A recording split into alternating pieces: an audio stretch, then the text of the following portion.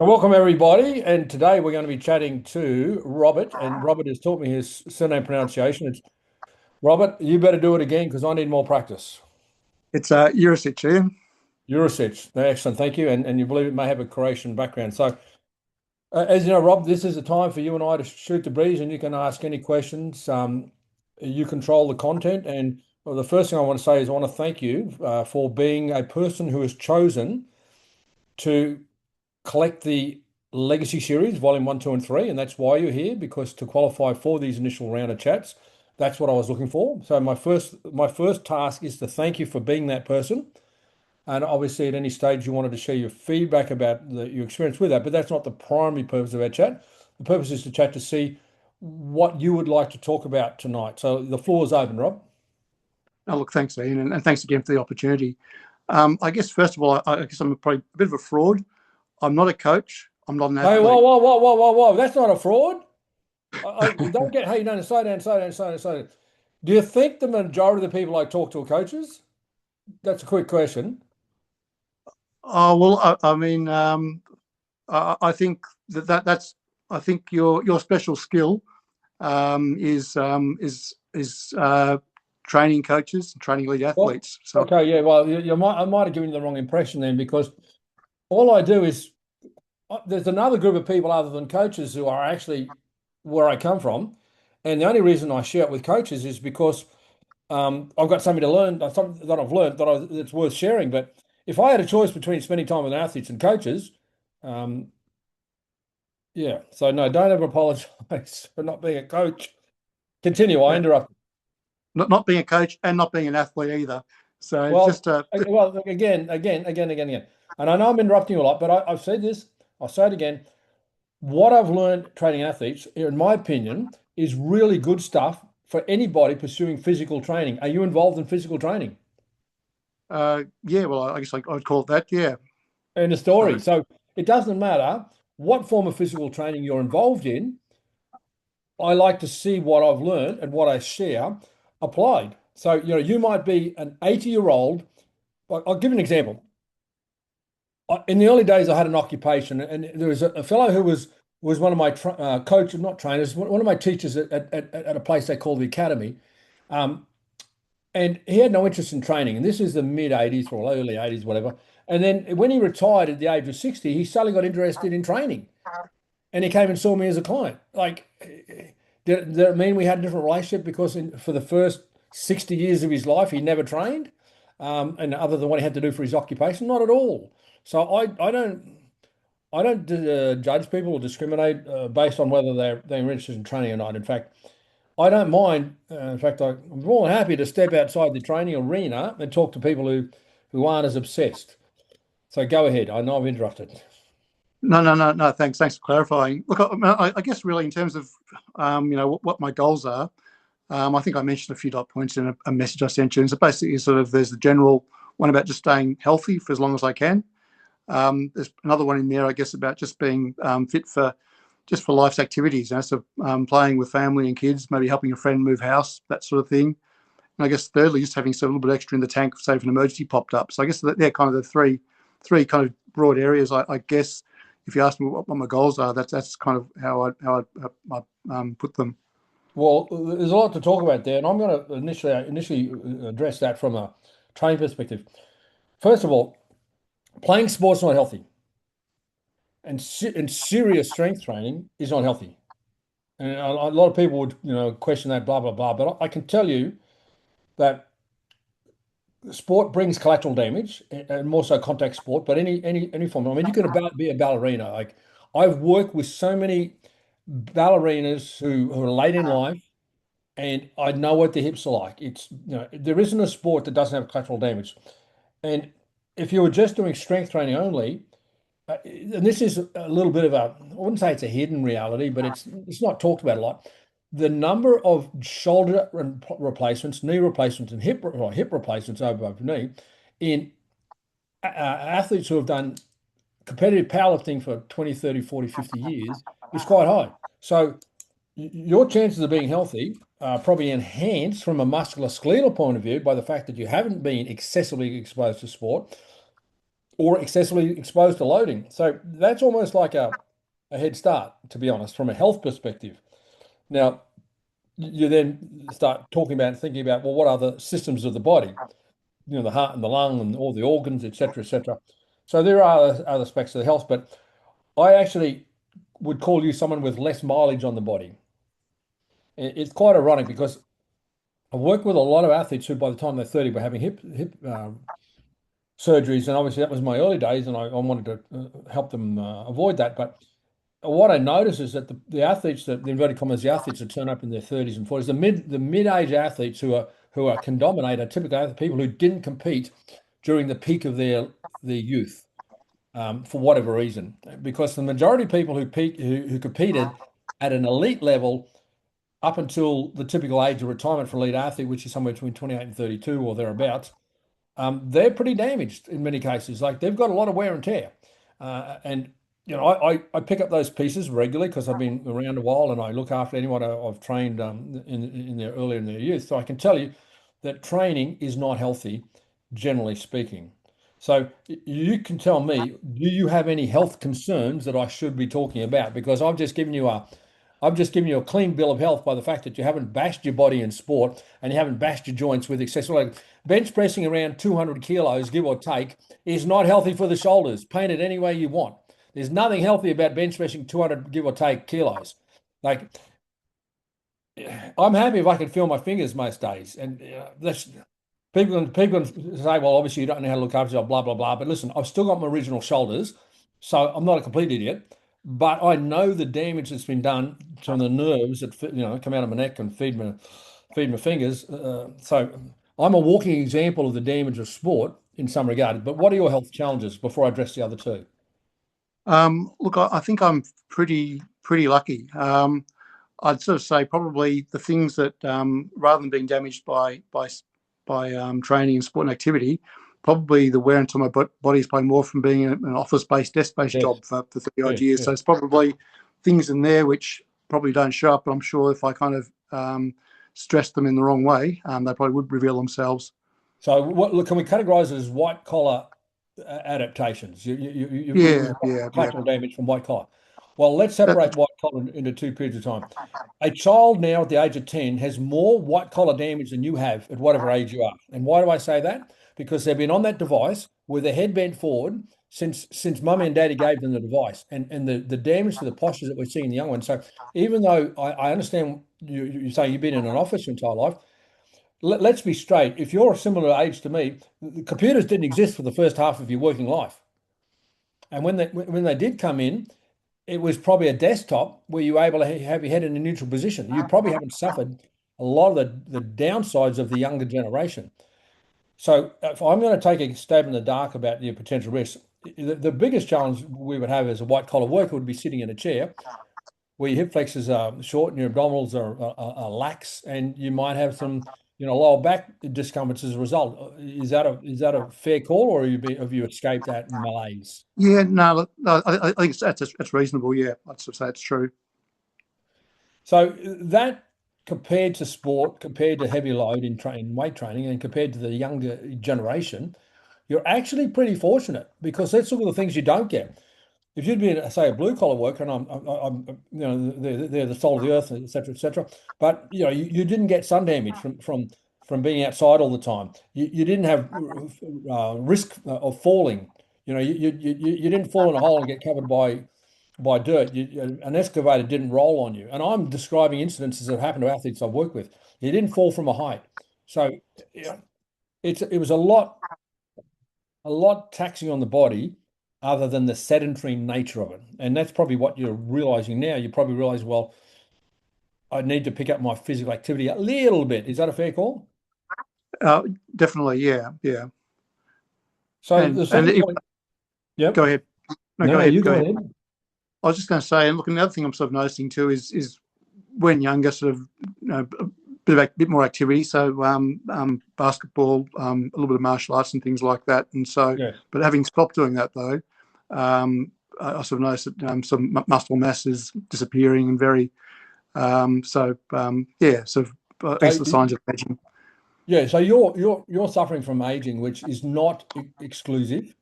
to what we did during our life. We all suffer from aging, and the upside of that is that you're not as restricted by going back into activities your age because you're not so joint damaged. So, our generation who bashed themselves in sport. I was in hospital visiting, so I better clarify that. I was visiting hospital a few days ago to an athlete I trained in the late 80s who's having a double knee replacement. Now he was playing, we were having a good chat, and he was saying there were days when he'd play 3 games, 3 days in a row, every single week, all year round.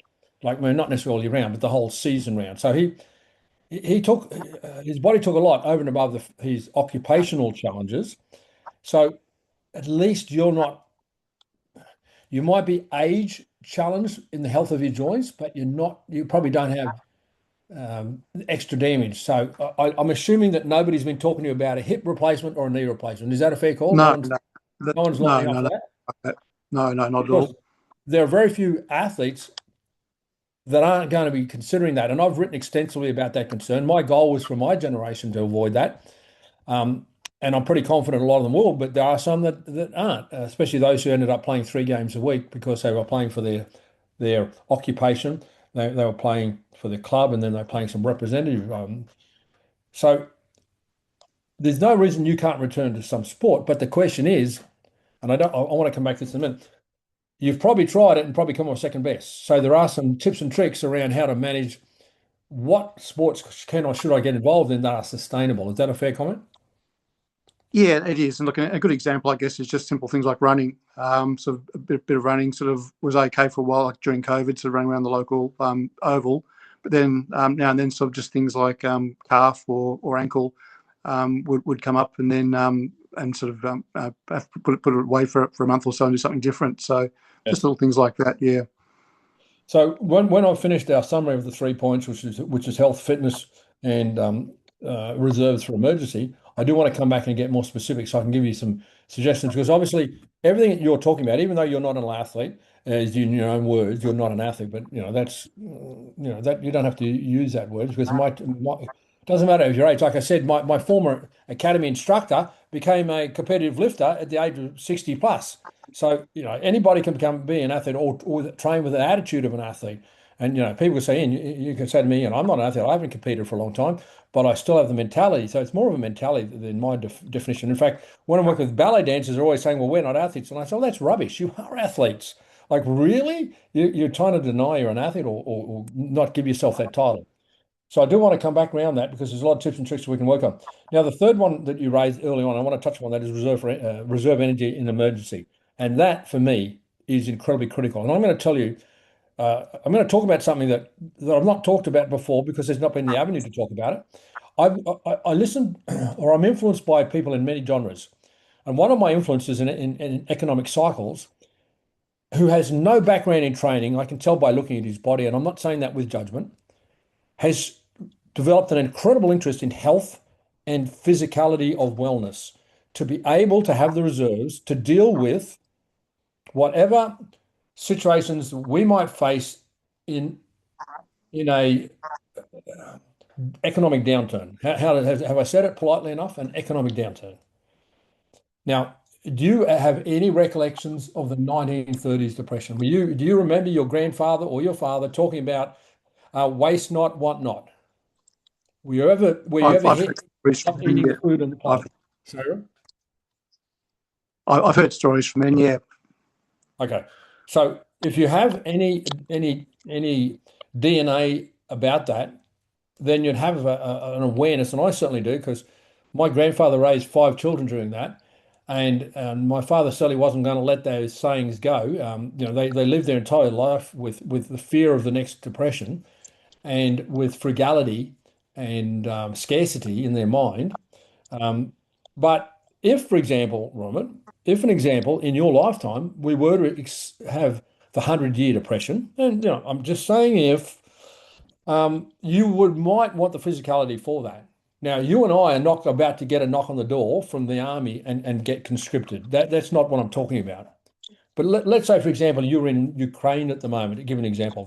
I would imagine that there's an opportunity for every male and every female that want to contribute in whatever way from a war effort point of view. So, and I'm not saying that depression's always end in war, but I'm saying there are ways that you and I might want to contribute that would require physicality in terms of contributing both for society, but also in any emergency we may face.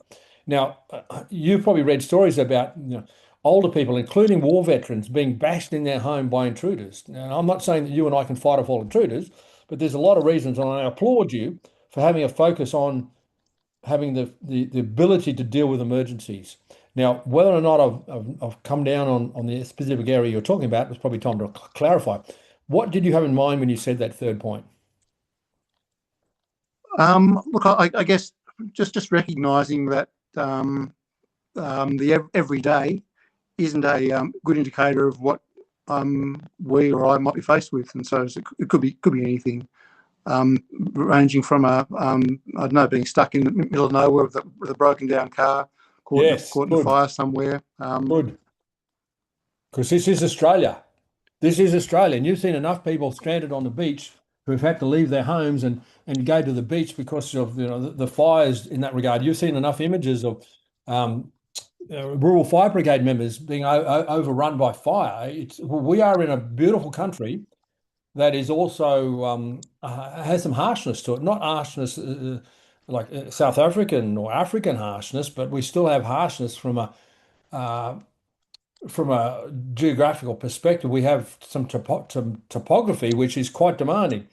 And then, of course, as you said, if your car breaks down in the Australian bush, your phone's not going to work because the internet connections aren't that good, and you might be up for a long walk or a bit of a stay. And that is a very common challenge that faces people who live in the rural areas or drive through rural areas. So I think you're pretty smart to understand that. And I had a coach over from Singapore last week, and we went into hinterland Tweed Heads, and we were driving around these narrow dirt roads. There was no curb and guttering. There's no safety rails, and he was scared. We did the same thing. We went up to, on another day, we went up to Toowoomba. Not Toowoomba, but close to Toowoomba, and the sat nav took us through some interesting, and it was narrow, windy dirt road. No curb and guttering, probably no internet connection and no phone connection. He didn't know that, but he was scared because in his country, where you drive an hour and a half and you're from one border to the other, and it's all flat and it's all bitumen. You've probably never been on a dirt road in his life, so what we think is normal is not everybody's normal. So, very Australian of you.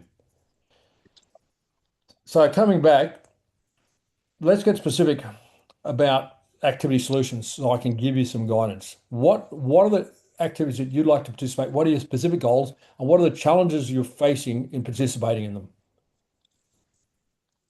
Okay, so in terms of activities at the moment, things I'm doing are just general calisthenics and using a indoor rowing machine. Yep.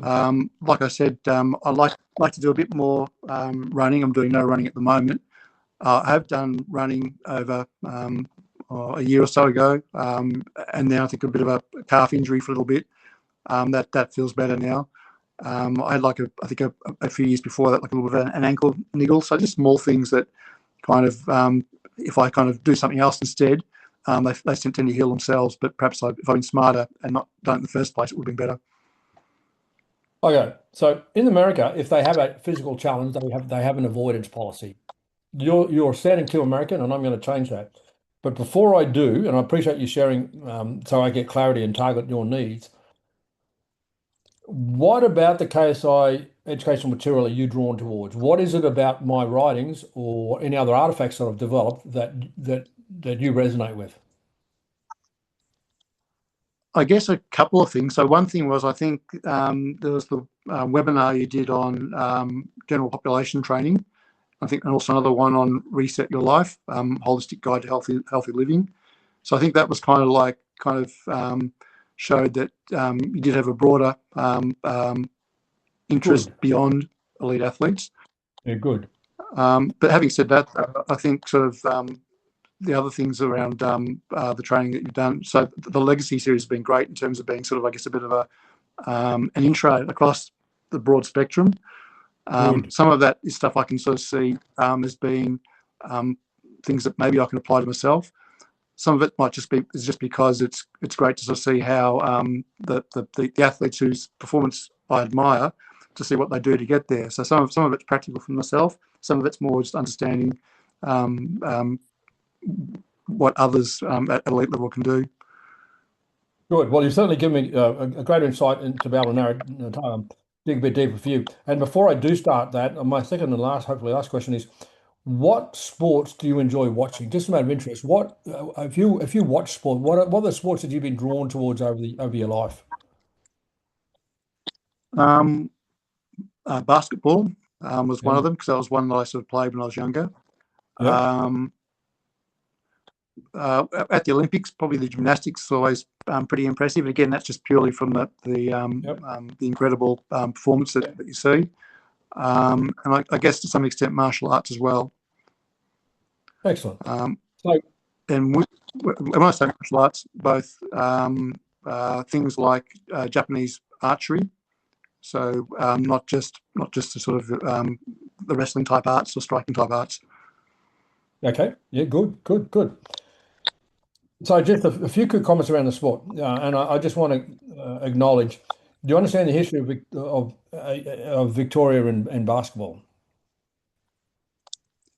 I know. I grew up in Frankston, so I think it was the Victorian Teachers College just across the road from is where the Victorian Basketball Association started, and I lived my family lived right behind where the first basketball court was there. So a little bit, and I played juniors with the Frankston Bears, who was in NBL for about 2 years before they folded.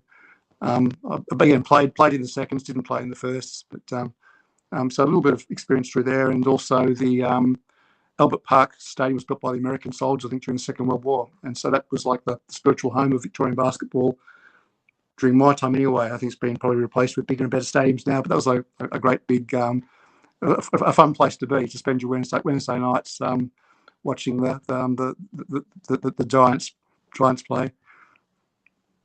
So, in my professional career, immediately prior to that, in the 60s and 70s, as I understood it, if an athlete wanted to succeed in basketball in Australia, they had to move to Melbourne. The Melbourne League With was Lindsay Gay's being the focal point. Sorry, Rob? Mm-hmm. Well, I think Lindsay Gaze was like the focus of that in the Gaze family there. Absolutely, and I tell you what, I've spent so many games on the other side of the court to Lindsay, or the other half of the court against Lindsay and Andrew. So much respect for that family. So Lindsay Gaze, phenomenal. Larry, thanks for that. Yeah. Well, I worked with Larry. So when he came to Brisbane, Brian Cool moved to Victoria to get ahead in basketball, and I'm guessing he was selected for the 72 Olympics, so it probably would have been around about that time. So what I'm saying is that basketball was the headquarters. Sorry, Melbourne was headquarters of basketball in Australia from my perspective. I'm not saying it's the only place, but it was a very important part of its history. And I believe that the National League may have grown out of that in the same way that in rugby league in Australia, that it was a New South Wales rugby league before it became the Australian rugby league. And Australian rules football and basketball, from my observations, were very Victoria centric. So you have a bit of history there. And I know that was just a little bit of irrelevant trivia, but I just want to acknowledge the role that Victoria played, and the fact that you even know those boys. So Senstock was a great player, a good big man, and the guys we've already talked about. So what I know you want to run. Are there any other sports in addition to you've talked about running, rowing, calisthenics? Is there any others that you had in mind? You don't need to have. Look, yeah. Look, I've had a lot of fun with martial arts in the past, but I know that's. I think I'm not going to get into Brazilian Jiu-Jitsu or boxing or anything like that, because I just know that at my age that's probably not the thing. But I think I really admire the movement skills, ability to move. Yep. That mixture of strength and fluidity, I think, is something I admire. Not that I can reproduce, but admire it. And that's why I've sort of pursued this angle on this point because I suspect that you might have some enjoyment from being involved in that genre again. So the jiu-jitsu families would not like me saying that you are at risk at your age because of other people in the training environment. Not that the sport is at risk, but if you're rolling with someone who doesn't show care for you, you could come off second best. So uh, it's definitely it's not a striking sport. So it's softer from that point of view, but there are risks with you with, as I said, to use their language, to rolling with someone who's not as cautious with you. So I'm going to get, and I had to say that because I don't want my friends in BJJ to be offended because I'm not criticizing the sport. I'm just conscious of the risks for you. And they are very committed for the sport being for everybody. But unless they provide a white belt class purely for your age group, then it's going to be too risky potentially, or the risk is there. However, have you ever done Tai Chi? No, I haven't. Well, I'm going to tell you outright that I'm a huge fan of Tai Chi, and it would be for me, like I identify activities that I believe are the best for life in terms they enhance your life quality the most and you can do them for longer in life. And of all the martial arts, I would put Tai Chi in that category. So it gets my tick of approval and I would encourage you to check it out. Now, obviously, who's teaching it matters and you might not enjoy that, the way it's being taught. So go and find someone else. But I'm a huge fan of Tai Chi as a lifelong activity. And I believe it encompasses a lot of the things that you've mentioned, the fluidity, the balance. It's fundamental in so many karate movement patterns, etc., etc. But it's not striking, it's not kicking, it's not punching, and it's not grappling. So yeah, you can do it in a non-contact way, and the balance and the fact that your legs are working in a mild squat stance for so long is a phenomenal activity. And I will talk to you about introducing new activities because the thing that's hurting you at the most is your progression. You're damaging yourself because you're not using some simple keys of progression. But I can't come back to that. So my first activity for you is is Tai Chi. Go and check it out. Please tell me what you think. Um, I've been really impressed with my involvement in it, and I'm very confident that you might see some value in it because it is a sustainable activity, and we want to find sustainable activities for you. Okay. Now let's go to calisthenics. I'm really proud that you're doing it. It's reflective of your era. There was a time when the Australian military or military around the world would use calisthenics. I'm not saying they don't anymore, but they just about pack up and take their gyms with them everywhere they go around the world, which is, well, I understand it, but um, we've probably lost our way a little bit with the bodyweight exercises. But having said that, there are still risks for you around calisthenics. So if you're doing star jumps, for example, do you find them hard on your knees or your hips, or you're comfortable with them? As an example, I'm just using them as an example. Yeah. No, look, I've been using star jumps. It's been more squats, push-ups, sit-ups, some pull-ups, and some dips. Has probably been the extent of it. So nothing very explosive. Okay, good. Well, I just wanted to check that because the only risk around calisthenics is when you're leaving the ground at our age, and whether whether your knees are up for it or whether it's going to cause some knee problems. So I'm a big fan of calisthenics, but just be conscious of ground impact forces. But it sounds like you've got that under control. Um, the other thing I'll say about bodyweight exercise is it's very difficult to create balance.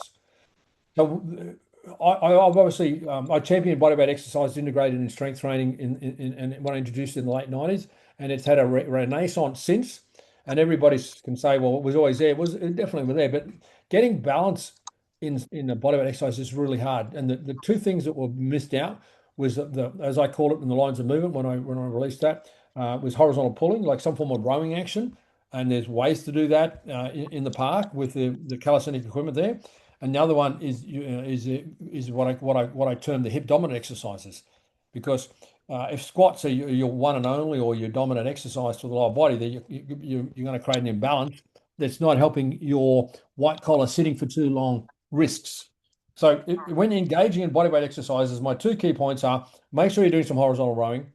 You can do that on a low bar with your heels on the ground, body straight, and doing some sort of horizontal row.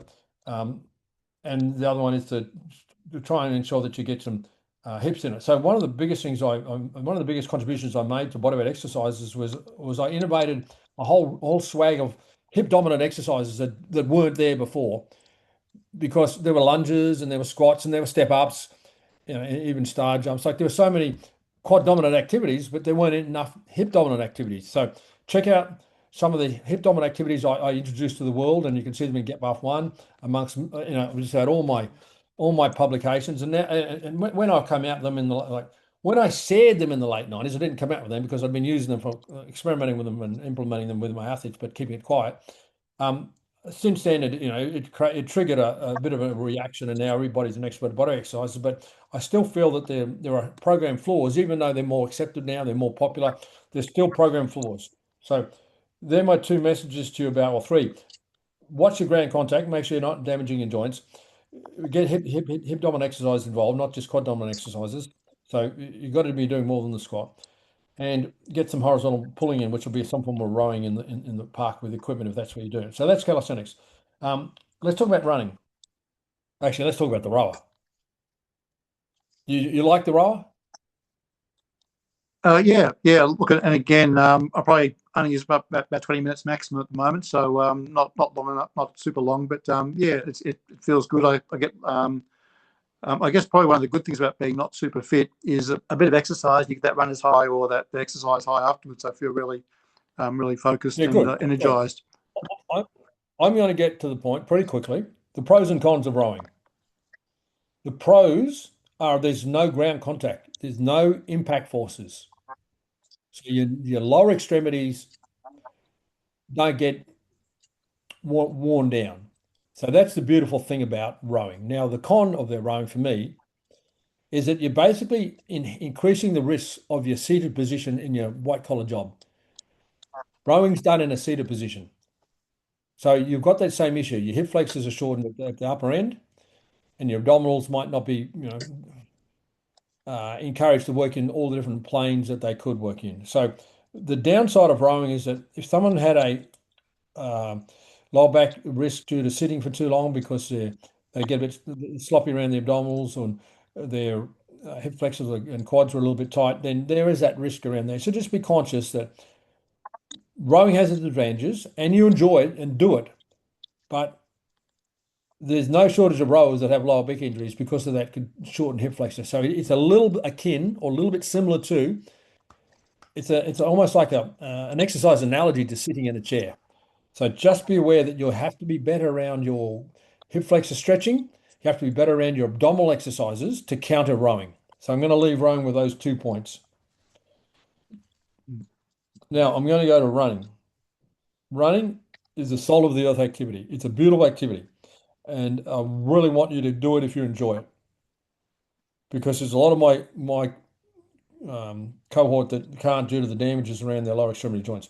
But if you're injuring yourself, there's a reason. Now, let me ask this question. If you went down the park and found a soft bed of grass and jogged 100 meters down a football field or similar and went home, would you have an injury from that? I've done it in the past and didn't have an injury from it. No. But I'm talking about 100 meters So done slowly on soft material. Yep. No risk. Okay. Yep. Now, I'd say no. absolutely. I would expect that, unless you come in with a pre-existing condition, which assuming if you're not, you come in, you're not injured. Now, if you went down on the soft surface and ran for 6 miles, with the chance you'd injure yourself? I'd say there's a pretty good chance, yeah, right off the bat. Yeah, exactly. Now let's take the next step further. If you went out on the road and ran for 6 miles on the hard surfaces, would there much chance of injuring yourself? Probably more chance, yeah. Yeah, definitely. Let's keep going then. We go out on the road, run 6 miles, and it includes hills and uphill and downhill. What are the chances of injuring ourselves? I think it's getting worse and worse each example you give me. Exactly. I've created a continuum for you. What's the message of my continuum? Start at the end where you're not going to get injured, and then yeah, maybe work your Exactly. way slowly at some point, but stop before you get injured. Exactly. It's called progression. If you want to be sustainable exercise, you can't afford to overtrain and you can't afford to get injured. Simple as that. You managed to stuff that up. Now, it could be purely lack of knowledge, or it could be purely lack of recognition of where you're at, or it could be an emotional desire to damage yourself. I don't know because I don't know that well just yet. But I'm telling you, you can run, which is amazing. Not everybody at our age can run. You can run, and yet you're stuffing it up. So don't stop stuffing it up. Go out and undertrain. Do 100 meters today. 2 days later, do 150 meters or 200 meters. Next day, do next 2 days later, do another 100 or 200 meters. Play on soft surfaces. Have reasonable footwear, or it don't really matter because I want you on a soft surface anyway, and be progressive. The two things you're doing is you're not starting low enough, or three things. You're not starting low enough. You're not progressing gently enough, and you're probably not doing it on a soft surface. Yeah, you're right. I mean, there's a nice soft oval, and often I use the track around the outside instead of a nice soft oval. Absolutely. Absolutely. So you've been on the tartan. Is that what you're saying? You've been on the tartan? Yeah, it's a compressed gravel, I think, sort of Yeah, it's even walking worse then. jogging path. Yeah, Yeah, it's even worse. Like when I see people jogging the street and they run on the bitumen on the road and not on the footpath, I understand that they want to get attention. They're willing to risk their lives for being run over because they want people to see them out exercising, for God's sake. But anyway, if you have a choice, run on a softer surface. Now, I understand you run, oh, it's uneven or whatever. Um, so I'm just giving you three things in relation to running. Hopefully, if you didn't take notes, then you can reflect on those three things when you watch the recording. So you've got a thank you. phenomenal opportunity here to participate in activities you enjoy that are actually good for you, generally speaking, although there's a few caveats I've given you to how to overcome the limitations of those activities, that you can progress so that you can increase your fitness. You've just got to learn progression and how to undertrain initially. And guess what? The older you get, the lower your work capacity if you're starting then. But it's one thing I learned from a fellow who did postgraduate studies in the area of master's training and who is a bit of a local expert on, is that if you got a high level fitness younger, and when you're younger now, you're younger now than you will be in 5 years' time. So if you get your fitness levels up, it'll be easier to maintain them. The later your life you start the activity, the harder it is to get it up. So get your fitness levels to wherever you want them to be, and it'll be easier to maintain them against the aging process. Because the aging process is accelerating for you and me.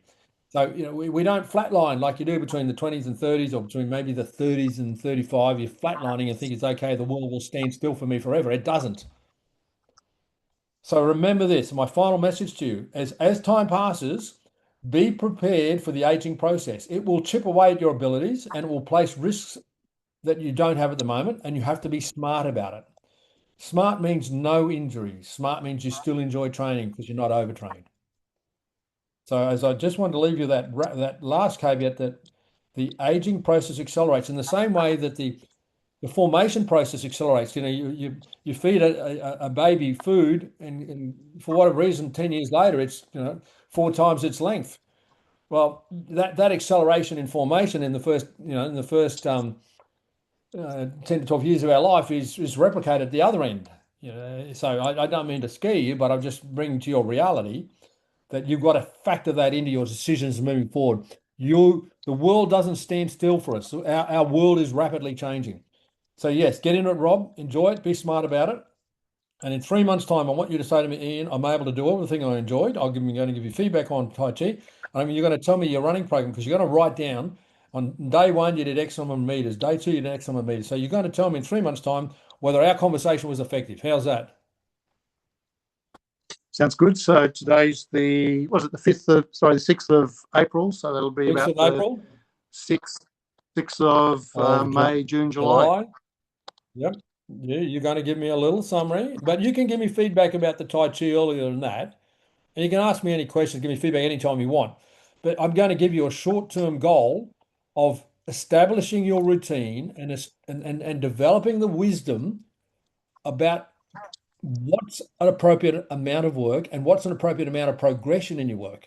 And it could take you up to 3 months to establish that wisdom and that pattern. By the 3 month mark, I'm confident that you could have that wisdom enough to confidently say to me, and I've learnt this, I've learnt this, I've learnt this, I've been able to do this, and this is where I'm going with it. So when I say 3 months, it's just a time frame that I'm expecting you to settle into by. But in the interim, I'm more than happy to get your feedback about things, including Tai Chi. Because not only do I want to learn about your feedback on that recommendation, but if you find a good teacher, good instructor, and you tell me who they are, I might be able to refer someone else to them. Because there's nothing better than finding someone who's good at what they do that gives you a referral to help someone else. I often get people asking me, Ian, do you Okay, have any coaches in my town? And I have to say, no, I don't. So, I need more referrals. In fact, I had someone in Perth say, do you have a coach in Perth? I ended up referring someone who was a supporter of KSI over the years that wasn't actually what I would call a KSI coach in the long-term sense. But a referral's a referral, and it's good to know who's good in your area. Sorry, Rob, what were you saying before I cut you out? no, I think that was it. That was good. Now, I know young Donald's got some wisdom because Donald's been around the block a few times. He's of our cohort. So, Donald, you want to jump in and share anything you want with young Rob? Rob, so well done for stepping up, and I believe you're representing a lot of people. So I really appreciate you giving everyone an opportunity to learn from your experiences and your questions. So yeah, it's been a really positive interview. I mean, martial arts. I think Ian's idea of Tai Chi is great. I've done a little bit of it. I actually do karate, but Tai Chi is just it's a genuine martial art. And it's obviously and it's done in a slow manner. So and it has all the breathing involved, and so yeah, I'll be interested to see how you go with that one. And yeah, the running, I think the running is fun. So if you can get into that, the long-term health benefits would be fantastic. And so I haven't got any questions for you, but I really appreciate what you brought to the table. No, thanks for the feedback. Yeah, so Donald's impressive. Donald's a committed martial arts practitioner. He competes in tennis and sometimes in the open age groups too. So Donald's playing for life, as in he's committed to being able to participate for as long as he can, which is phenomenal. If that's your drive, and which you're returning. What I believe is, as my former academy instructor, I was just so impressed with he embraced the training life at retirement at the age of 60. So, yeah, you're ahead of him. And I'm looking forward to what you're able to do with a few little pointers I've been able to share with you tonight. No, really appreciate it. Oh, before I go, one thing I've got to know, reckon you missed a trick with the legacy cover. On the Talk to front me. cover, you've got the KSI 30 years, 1986 to 2016. Yeah, the logo. So on some of the early versions, we didn't pick up on that. I'm not sure. We sorted it out on the later ones, I think. But if you've got one, Okay, I'll double check here. check all three, and if you've got a mismatch, because I know the first one I might have got caught out in that, then yeah, it's the dates weren't wrong. It's just an outdated logo, and it's probably sending the wrong message. So we just removed on the more recent ones. But I appreciate that. So um, if you've got one on an earlier like volume one and you want to get a cleaner version, just let me know and I'll send you a cleaner version. And I appreciate your attention to detail because not my area of strength. I tend to have my head down and just getting stuff done. But I always appreciate feedback like that. Thank you, Rob. So, Rob, you were also on the calls today with some of the. You're also on the call with some of the other coaches. I also. That's right. Yep. I think it was Joey. I think first up, and then I think Robert. So I think Don was there as well. I think for the two. So yeah, it was really good to get the sort of different perspectives and everyone's different journeys. It was really interesting. Yeah, absolutely. Between them, they've got 54 years of exposure to me between them. So they're really good examples of people who valued the message and they share it really well with others. Yeah, they're good people. So by putting your hand up and joining and asking to join this activity today in terms of having a chat, you've really put yourself up in that sort of category, and I've got a lot of respect for those too. And so it's you're looking good for yourself if you're sharing their values and enjoying spending time with them. Mhm. And I also value thanks also for the free. Say it again, Rob. And thanks very much for the 3-month challenge as well. Yeah, easy. I want to thank you for contributing to the Q&As at the end of those two as well. That was really good, because no matter who you are, you always value feedback from another human. So that was really it was good of you to contribute at the end of those, and having the desire, the drive to stand up and ask a question, because I don't put an elite athlete in a higher place on the food chain than a kid on the street. In fact, if I had a choice, I'd kick a can round with a street kid before I spent some time with some overpaid athlete somewhere. The fact that it's my gift is irrelevant. My actual origin is playing in the street, or in my time it wasn't the street, because we had a lot of open fields. But my origin and my preference is play with no adult involvement and no structure. So just value that you want to contribute to what we're doing. And so we're going to wrap our chat, and hopefully it's been valuable to you, Rob. I really appreciate it. It's been great. You had a great exposure, KSI, and we thank you for being part of it. And thank you, Don, for also contributing. Thank you.